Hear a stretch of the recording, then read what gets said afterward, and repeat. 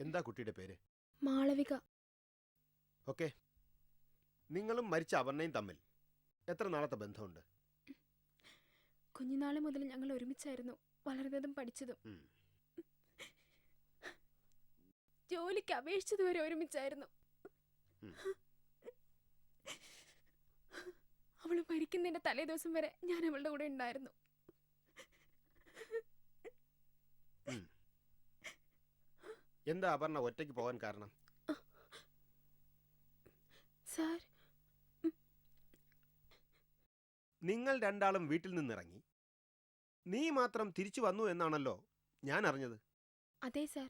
Shopping കഴിഞ്ഞ് അവൾ നേരെ അമ്പലത്തിലേക്കാണ് പോയത്. അപ്പോ എനിക്ക് എനിക്ക് അമ്പലത്തിൽ പോകാൻ പറ്റാത്ത കാരണം കൊണ്ടാ ഷോപ്പിംഗ് കഴിഞ്ഞ് ഞാൻ തിരിച്ചു പോകുന്നത്. ഉം.